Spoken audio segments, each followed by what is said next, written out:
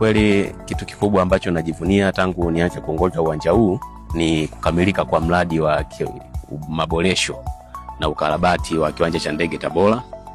Ilikuwa ni ndoto ya muda mrefu, lakini hatimaye ndoto hiyo imegeuka na kuwa kweli. Naweza kusema katika jengo letu jipya hili la Airport Terminal kuna fursa nyingi sana, kwa sababu kuna maduka mengi sana ambayo yanahitaji wawekezaji waje wafungue biashara zao hapa.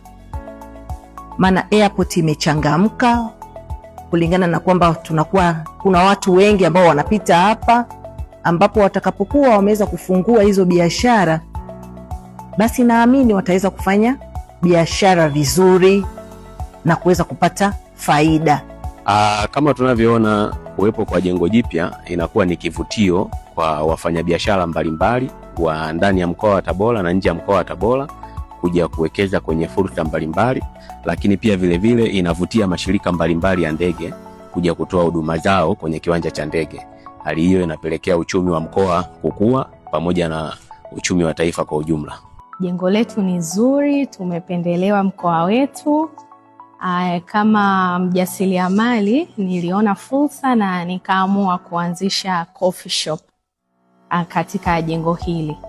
Kwa hiyo tunashukuru Mungu kwa kuweza kuletewa jengo hili, na tunaona tunaweza kwenda kunufaika kama mikoa mingine wanavyoweza kufanya biashara katika viwanja vyao vya ndege. Uwanja wa ndege unachangia kutoa ajira kwa wananchi wa eneo hili katika namna mbalimbali. Moja, kuna watu ambao wamejiajiri. Mimi hapa Tabora ni driver taxi na zaidi ya miaka 25. Tulikuwa na uwanja mdogo sana, tulikuwa na tope, tulikuwa tunaziona ndege kiangazi hadi kiangazi. Lakini sasa hivi masaa 24 umefungwa taa, umeboreshwa vizuri.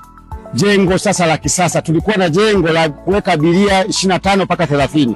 Naomba kutumia fursa hii kuomba wananchi wa Tabora na Watanzania kwa ujumla ukitumia kiwanja chetu, kwani tayari kimeboreshwa na kina miundombinu ya kisasa.